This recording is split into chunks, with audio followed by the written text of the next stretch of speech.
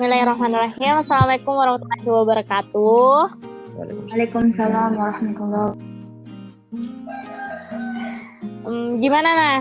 Kita hari ini mau bahas podcast yang viral kan? Apa tuh yuk? Nanti deh setelah kita perkenalkan dulu para teman-teman yang bergabung pada podcast hari ini. Oke, mungkin langsung aja kali ya kita kenalan dulu sama teman-teman ini. Nah, langsung aja. Kita mulai dari yang mana dulu, Ana? Cewek apa cowok dulu nih? Ganteng. Yang paling ganteng dulu ya, cowok berarti. Oke. Saya persilahkan tamu cowok kita, teman cowok kita untuk memperkenalkan dirinya. Terima kasih. Salam, saya Adit Sandi. Saya berasal dari Kabupaten Jeneponto. Sekarang ini saya sedang melakukan atau mengenyam pendidikan di salah satu universitas yang ada di Makassar, Universitas Hasanuddin. Mungkin itu saja. Oke, kepada yang cewek dong, yang cantik ini. Siapa? Terima kasih Kak Ana. Perkenalkan, saya Diana Ihsana, asal dari Bone. Sekarang saya mahasiswa semester 4 di jurusan Penyuluhan Pertanian Berkelanjutan di Politeknik Pembangunan Pertanian Goa. Mantap. Nah, di podcast kali ini kita akan membahas mengenai sesuatu hal yang sangat viral, apalagi di Sulawesi Selatan. Nah, pastinya kita pernah mendengar tentang uang panai. Iya kan? Makanya di podcast kali ini judulnya akan membahas tentang uang panai, pentingkah? Nah, gimana Kak Farhana? Kemarin kan sempat viral beberapa berita mengenai uang panai. Bisa disebutkan? Ya, kemarin itu ada beberapa berita yang viral tentang uang panai yang ada di Sulawesi Selatan. Yang pertama itu ada viral uang panai cewek Jeneponto yang uang panainya itu 5 juta beserta emas 200 Mantap gram. banget. Yang kedua ada viral uang panai 3M, mahar fantastis pengusaha muda yang berasal dari Sopeng. Wah, mantap banget. Gila gak sih? Wah. Tuh nggak kebayangkan 3 miliar, belum lagi sama yang lain-lainnya kan. Nah, karena berhubung, teman kita Adit Sandi tuh dia asal daerahnya kan dari Jeneponto ya. Nah, yang lagi viral ini kan juga uang panai cewek Jeneponto yang 500 juta dan emas 200 gram. Makanya mungkin kita bisa sharing-sharing sama Diana dan juga Adit mengenai uang panai tersebut. Langsung aja kali ya kita masuk di pertanyaan pertama. Nah, pertanyaan pertama nih yang bagus kita bahas. Sebenarnya uang panai itu sebenarnya apa gitu kan? Versi cewek dan versi cowok juga kan? Iya, karena kan masih banyak teman-teman kita, apalagi yang dari luar Sulawesi yang tidak tahu apa sih sebenarnya itu uang Benar panai. banget. Gimana menurut Adit atau Diana, uang panai itu apa Mungkin sih? kita mulai dari Diana kali ya, selaku cewek. Cewek dulu ya. Kan? Iya, versi cewek. Benar. Oke, uang panai ya. Sebenarnya ini uang panai pembahasan yang cukup menarik sih menurut saya. Karena kan uang panai ini kan salah satu adat dari suku kita ya, suku Bugis Makassar. Nah, seperti yang kita ketahui, uang panai ini adalah sejumlah uang yang akan diserahkan oleh calon pengantin pria kepada calon istrinya. Kalau soal jumlahnya sih itu tergantung dengan kesepakatan antara keluarga dari kedua belah pihak gitu. Menurut pandangan saya sih seperti itu Kak Ayu. Makasih. Mungkin versi cowoknya gimana, Dit? Kalau menurut saya, tadi kan menurut Diana itu adalah adat. Tapi kalau menurut saya ini adalah suatu pergeseran budaya dari zaman lampau. Kita harus kembali kepada sejarah sebenarnya ketika kita mau membahas uang panai ini. Kita harus mengetahui sejarahnya. Dari mana sih asal usulnya uang panai ini? Benar. cerita tentang sejarahnya itu, sejarah uang panai itu sih masih samar-samar sebenarnya. Uang panai konon diciptakan untuk melindungi perempuan Bugis dari orang Belanda yang gemar menikahi perempuan Bugis dengan mudah pada zaman itu. Gitu. Pada zaman penjajahan ya, pada zaman penjajahan. Orang-orang Bugis kemudian mengangkat uang panai itu sebagai harkat martabat perempuan Bugis yang tidak semena-mena bisa kita tinggalkan ketika kita sudah nikahi. Lalu, namun sekarang itu waktu semakin ke depan, uang panai bukan lagi semata-mata untuk melindungi anak yang dilakukan oleh orang tua. Mungkin itu dari pandangan saya, kemelencengan budaya pada zaman ini. Begitu. Oh, jadi sudah menjadi tradisi ya seperti itu Kak Adit. Tradisi tidak juga sih sebenarnya, karena saya punya teman kemarin, salah satu anak sastra ya, panainya itu cukup sedikit, sekitar 20-an, tetapi maharnya yang banyak. Nah, mungkin ini sebentar ada pembahasan yang lain mengenai ini. Gitu, benar. Sebenarnya tujuan uang panai ini apa sih? Ya. Menurut Adit? Kalau menurut saya, kalau menurut orang-orang sebagai bukti kesungguhan, sebagai ciri seorang pria. Tapi menurut saya tujuannya kalau zaman sekarang ini adalah ajang eksistensi sebenarnya. Di zaman sekarang ya. Tapi pada zaman dahulu itu adalah perlindungan orang tua kepada anaknya. Bagaimana anaknya supaya telah dinikahi memang bisa dipertanggungjawabkan karena sudah dia lepaskan dan memberikan tanggung jawab penuh kepada sang laki-laki. Benar banget. Kalau menurut dia? Kalau menurut saya sih tujuan dari uang panai ini untuk memberi dorongan kepada laki-laki agar mau bekerja keras seperti itu. Kan berusaha. Ya, nah ini iya sih. Sebenarnya ini menarik masalah tujuannya. Kan tadi saya juga sepaham dengan Diana, katanya ini bukti kesungguhan.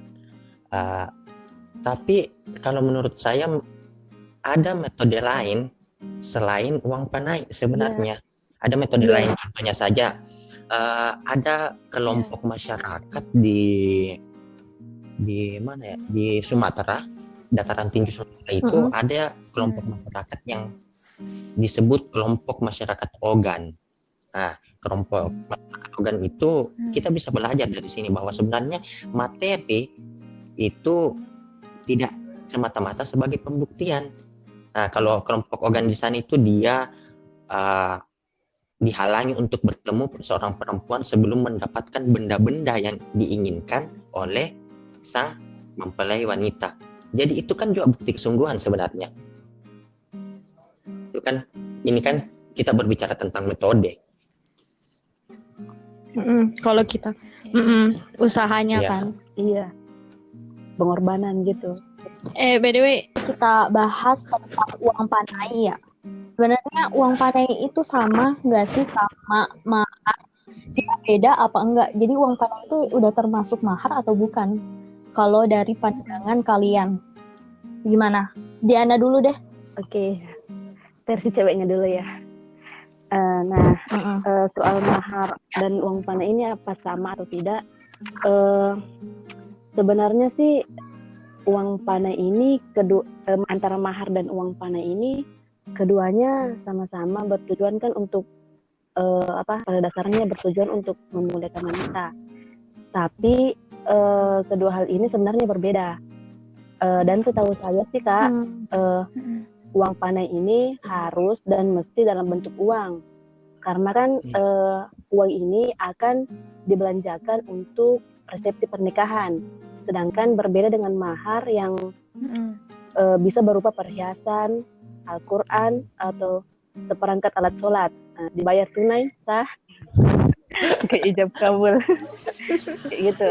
Berarti kalau menurut pandangan Diana, dia itu seperangkat uang yang diberikan kepada perempuan. Sedangkan kalau mahar itu dia bisa berbentuk uang ataupun alat sholat dan juga Al-Quran kan. Nah bedanya dari situ. Nah kalau menurut Adit gimana? Saya sependapat dengan Diana tentang apakah panai itu sama dengan mahar. Sebenarnya tidak. Panai itu adalah uang belanja untuk semua kebutuhan resepsi pernikahan. Jadi sebenarnya kalau 300 juta, 500 juta, kalau untuk resepsi pernikahan, wow. Sebenarnya lumayan. Pesta besar-besaran. Iya benar. Dan tujuannya pula, apa sih tujuannya itu? Fuck man. Apa tujuannya menghambur-hamburkan uang? Benar-benar. Nah, sedangkan mahar itu kalau orang Makassar sebutnya sunrang, kalau orang Bugis sebutnya sompah, itu adalah benda atau sesuatu yang diberikan dari pihak laki-laki kepada pihak perempuan sebagai hak milik sepenuhnya mempelai wanita. Hak mutlak gitu ya.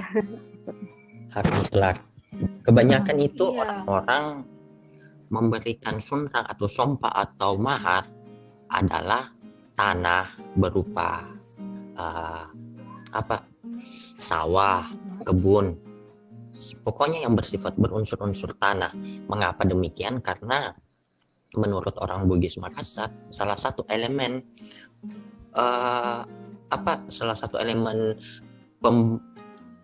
pertumbuhan itu ada semua tanah. Kita hidup dari tanah, kita makan dari tanah, segalanya dari tanah. Dan itu berarti kita meninggikan harta, harkat, martabat, dan segalanya tentang wanita. Sebab wanita adalah sesuatu yang tidak bisa didefinisikan. Sebenarnya tidak bisa didefinisikan. Dan saya ini mungkin agak keluar sedikit, saran sih. Kalau mau mendefinisikan wanita itu cari asal katanya, jangan menurut KBBI. Karena kalau menurut KBBI, wanita itu sangat rendah martabat dan harkatnya. Oh gitu, di KBBI ya. Silakan cek. Nah, itu mungkin dari saya perbedaan mahar dan panai. Oke, thank you.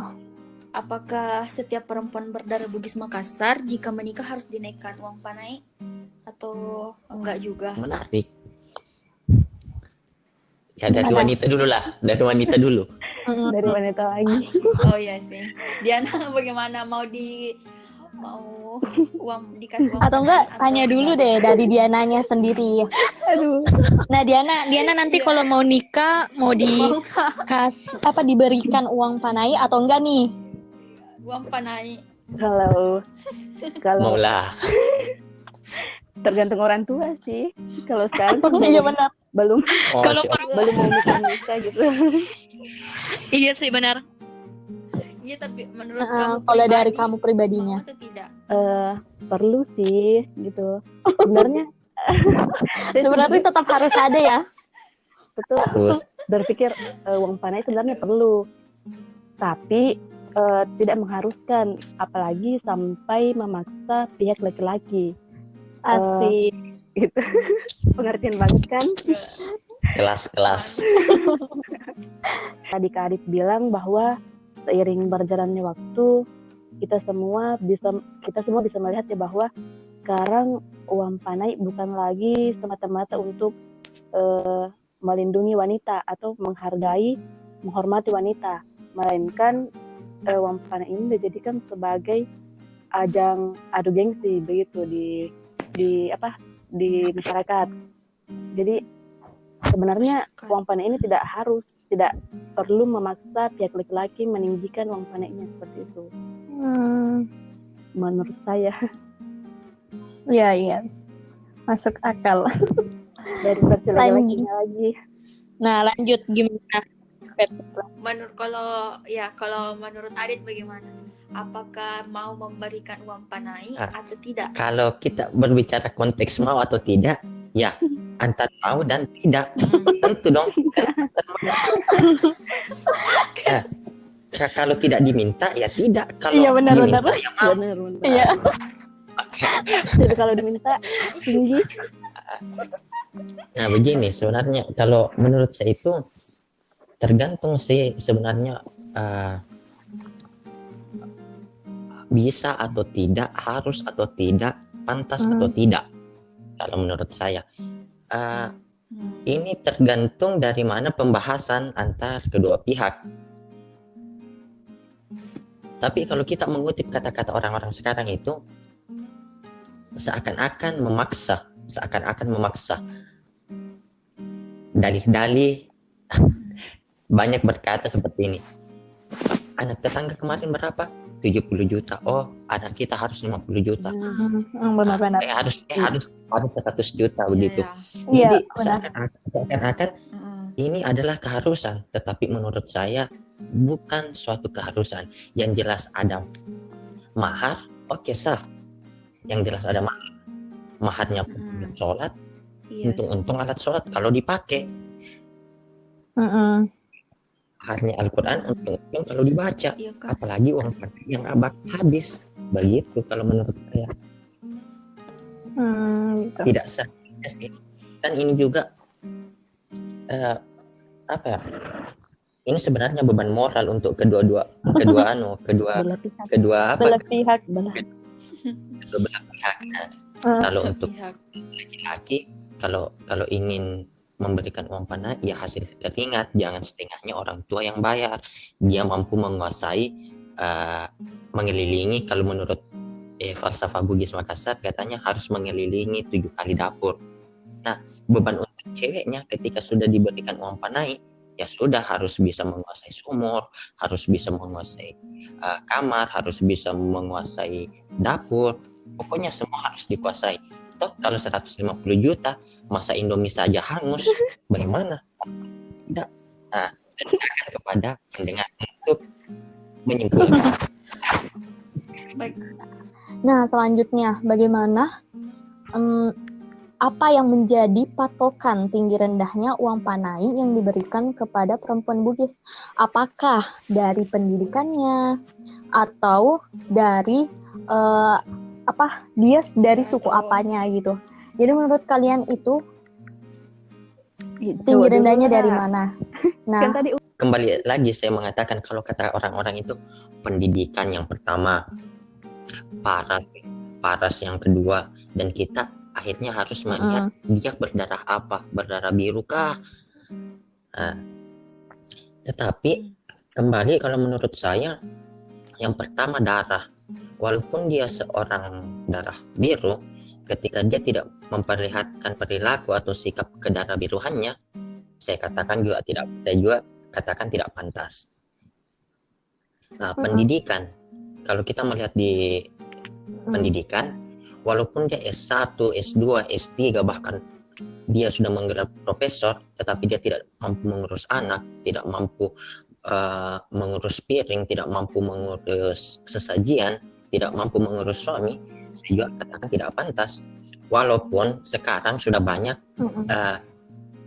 wanita yang elok dipandang mata, pendidikannya tinggi, dia juga berasal dari keluarga yang lumayan berada, sudah bisa memasak walaupun itu dalam kategori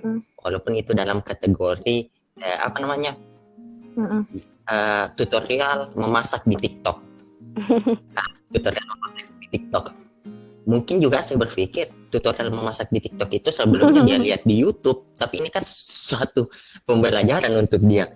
Jadi ya saya tidak tahu sebenarnya kriteria seperti apa, karena kemarin itu teman saya waktu dia sedikit uang panainya tetapi maharnya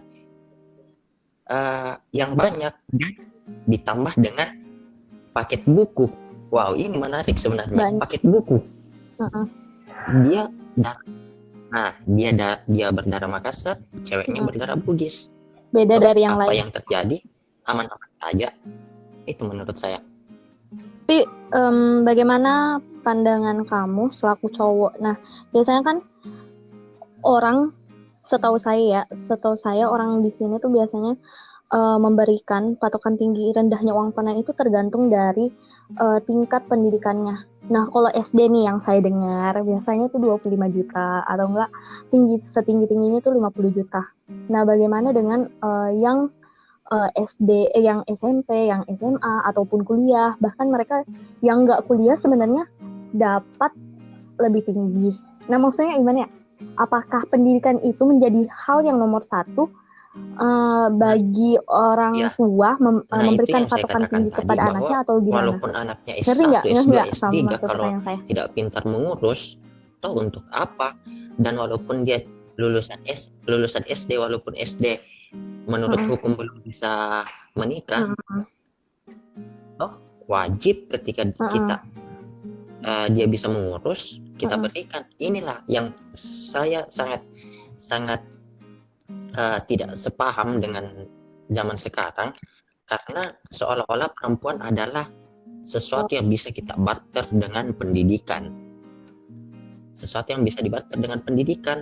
Nah, kalau menurut Adit sendiri itu dia tergantung bagaimana tingkah lakunya, perilakunya, dia udah bisa masak atau belum gitu kan. Kalau masalah masak atau ngurus rumah itu kan diketahui nanti setelah menikah. Bagaimana caranya mengetahui dari awal? Otomatis kan yang dilihat itu pendidikannya Kan kalau sebagian wanita itu jadinya yang baru dilihat dari belajar pendidikan memasak setelah menikah. Nah, gimana nih? Nah, tapi begini ya, saya juga sepaham sih, karena kita kan sini ruang ini kan ruang diskusi, jadi ini kan pembahasan yang antar wanita dan pihak laki-laki. Jadi kalau saya katakan pendidikan, tidak semua, contohnya saja saya mengambil analogi, tidak semua guru mampu menjadi seorang pendidik. Hanya sebagian guru yang mampu menjadi pengajar dan pendidik. Dan ada pula guru yang menjadi pengajar. Lalu ketika pendidikan yang menjadi patokan, saya bisa 80% dia mampu menjadi pengajar, tapi belum tentu menjadi pendidik. Nah, kan kita ini, kalau saya kan hidup di pelosok desa di Kabupaten Jeneponto. Benar. Anak-anak di sana yang masih umur belasan tahun itu sudah ke laut, mengambil rumput laut, setelah itu dipanen. Pokoknya dia sudah bisa mengelilingi kamar, mengelilingi dapur, mengelilingi rumah, dan bahkan mengambil pekerjaan seorang laki-laki. Lantas apa yang diragukan dengan orang-orang yang tidak berpendidikan seperti mereka, yang hanya lulusan SD? Toh itu yang ingin saya sampaikan sebenarnya. Iya, tapi pendidikan walaupun tingkah laku yang diprioritaskan, tapi pendidikan juga harus ada lah setidaknya di perempuan itu sendiri kan. Pembicaraan ini adalah patriarki atau feminisme. Harus ada pendidikan. Betul. Nah, bagaimana dengan pandangan Diana? Apakah pendidikan atau apa yang menjadi patokan tinggi rendahnya uang panai yang diberikan kepada perempuan? Menurut saya, nah kalau dari versi Diananya sendiri gimana? Sama jawaban dari Kak Adit, kan secara luas ya, Adit, uang panai ini memiliki pandangan sesuai dengan status sosial wanitanya.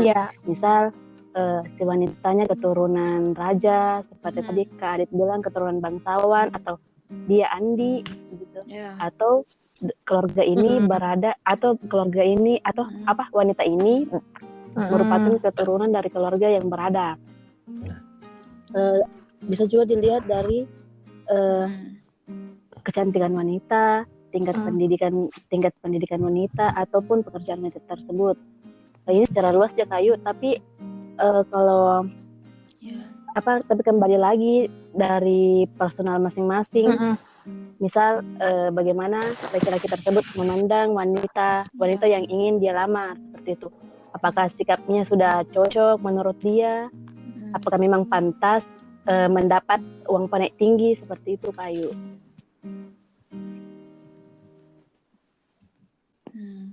Kalau patokan tinggi rendahnya itu kembali ke personal masing-masing. gitu.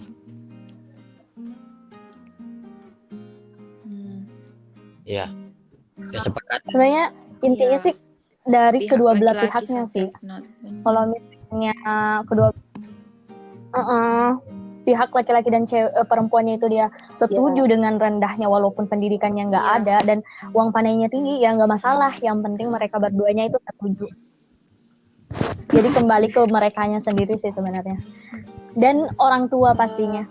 Jadi menurut Lanjut. kalian uang panai menurut Islam itu bagaimana? Apakah di Islam itu diperbolehkan Aduh, ada uang panai atau tidak? berbicara Islam. Menurut Diana bagaimana? Oke, lanjut. Boleh lah, nggak apa-apa Ji. Menurut saya Lanjut. di dalam Islam Ayo Diana, dari Diana. sebenarnya uang panai ini tidak bisa dikategorikan sebagai mahar ya di dalam Islam. Jadi uang panai ini tidak bisa juga disebut hukumnya wajib. Iya. Tapi bukan Sepakat. berarti juga uang panai ini dilarang dalam Islam.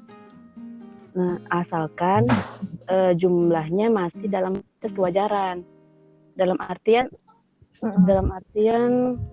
tidak terlalu menyukai hal-hal yang berlebih-lebihan.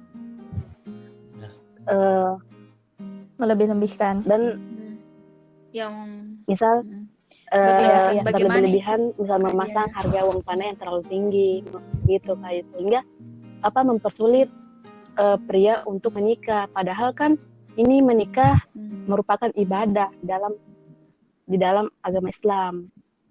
Jadi seakan-akan kita itu Hukumnya mempersulit untuk menunaikan ibadah. bener. Tapi Allahualam juga sih Kak, karena sampai sekarang kan masih banyak polemik yang beredar tentang pro dan kontra uang panai ini di dalam agama Islam. kontra. Ya, benar. Sangat bijak. Ya. Kalau menurut Adit Sebelum saya masuk di apakah ini masuk dalam pandangan Islam atau tidak, yang pertama yang ingin saya klarifikasi bahwa yang pertama saya tidak mengerti Islam. Yang kedua, ketika saya berbicara Islam maka saya harus memiliki dalil. Tetapi sampai sekarang ini setiap saya berbicara saya tidak memiliki dalil di dalam Islam. Contohnya ya. Jadi maksud yang ingin saya sampaikan adalah jangan sampai saya salah menyimpulkan tentang keislaman ataupun keagamaan. Tapi kalau menurut yang saya baca, menurut Bro Ahmad, Bro Ibnu Hibban, Bro Hakim, dan bro-bro yang lainnya, katanya sebaik-baiknya wanita adalah yang hendak menikah paling rendah maharnya. Lalu kalau kita berbicara mahar berarti kita tidak berbicara uang panai. Jadi kalau menurut saya ketika saya terjemahkan atau ketika saya simpulkan kata-kata beliau Bro Ahmad ini, berarti saya bisa menyamai pemikiran dia, tetapi tentu tidak dong saya bisa menyamai pemikiran dia. Makanya saya hanya mengutip. Saya tidak bisa memberikan pandangan saya terhadap dalam masalah Islam ini. Mungkin cukup sekian dari saya. Selanjutnya kita mau bahas sebenarnya dampak positif dan negatif dari uang panai itu sendiri apa sebenarnya? Positif dan negatif. Kalau berbicara positif, pertama berbicara kesungguhan, yang kedua kebijakan, yang ketiga bagaimana untuk saling mencintai dengan sungguh-sungguh. Sebenarnya mencintai sungguh-sungguh. Karena sebenarnya kita tanpa syarat sebenarnya kalau cinta tanpa syarat. Lalu ketika ada ini uang panai berarti ada syarat, berarti bukan cinta lagi. Setuju. Tapi kalau untuk negatifnya, yang pertama sila riang. Iya benar. Sila, walaupun tidak hamil di luar nikah. Yang jelas si lari yang jelas kawin lagi. Yang jelas dia bisa bersama cintanya. Asik sama cinta. Iya. Bucin ya. Yang kedua Bucin ya. Terus. itu. Yang kedua, masalah itu tadi bisa berbuat di luar kehendak. Tuhan. Bisa contohnya saja berbuat apa gini di forum diskusi ji. Bisa hamil di luar nikah. Intinya ini Wampanai jangan jadikan syarat karena cantik tanpa syarat. Mungkin sekian. Iya. Oke. Eh, Menurut Diana? dampak positifnya dulu ya. Juga kalau dampak positif dampak positifnya laki-laki bisa menjadi lebih siap mental seperti itu. Kalau misalnya suatu contoh, misal suatu saat ada masalah yang menimpa keluarganya, masalah materi misalnya, laki-laki ini bisa lebih sigap untuk menghadapi masalah tersebut karena kan sebelum menikah dia sudah memang berusaha untuk mencari nafkah, mencari dana begitu. Kecuali kalau misalnya dana uang panennya ini dari orang tua, bukan dari pencariannya gitu, bukan dari usaha laki-laki tersebut. Kalau dampak negatif seperti tadi yang Adit bilang, kalau biar bicara dampak negatif ini sebenarnya banyak sekali. Salah satunya yang pertama itu munculnya mindset orang-orang bahwa perempuan Bugis itu matre gitu. Apalagi orang-orang yang di luar Sulawesi atau orang-orang yang benar. Benar banget. Nice. Pengetahuan tentang Wampanai. Dengar Ki wanita. Oh, mata ini. Kalau saya pasti paling tahu ini karena kan dia kuliahnya di luar Sulawesi, jadi pasti teman-temannya banyak yang bilang kalau wanita Bugis itu matre gitu kan. Ayu. Benar banget. Jadi nih pas kuliah teman pada nanya kan, itu Wampanai sebenarnya apa gitu kan. Terus kenapa cewek Bugis tuh mahal banget maharnya. Mereka taunya tuh mahar kan. Jadi Wampanai itu sebagai mahar. Sebenarnya untuk kesimpulan sedikit aja. Jadi Wampanai itu sebenarnya sebagai tanda penghormatan dan penghargaan kepada perempuan di zaman dahulu. Namun sebenarnya bisa diterapkan di zaman sekarang, tapi karena mungkin ya sekarang mengikuti trending dan trending lah, viral kayak gitu. Ajang gengsi-gengsian. Uang panai itu malah dijadikan hal yang sangat kayak fantastis. Fantastis banget. Jadi yang tinggi itu, yang uang panainya tinggi berarti mereka yang bakalan viral, sedangkan yang rendah mah nggak bakalan kelihatan. Dan sebenarnya uang panai itu beda dengan mahar. Kalau uang panai itu dia berbentuk uang, sedangkan kalau mahar itu dia bisa berbentuk dalam bentuk Al-Quran dan juga alat sholat atau mukenah. Jadi gimana kitanya dan gimana orang tua kita, kalau bisa jangan memperberat laki-laki untuk menikahi kita sehingga tidak jadi silariang. Bahasanya silariang ya. Intinya kalau mau nikah seadanya aja, nggak apa-apa, fantastis. Yang penting kedua belah pihak menyanggupi hal tersebut. Terima kasih untuk kedua teman kita yang telah memberikan pendapatnya mengenai uang panai. Semoga yang mendengarkan bisa bermanfaat dan juga membuka wawasan kita mengenai uang panai tersebut. Untuk teman-teman sekalian, terima kasih telah mendengarkan podcast kali ini. Jangan bosan-bosan ya dengerin video podcast dari kita. Dari Ayu dan Nana. Sampai jumpa. Ngobrol santai tapi tetap berfaedah. Terima kasih guys. Bye-bye.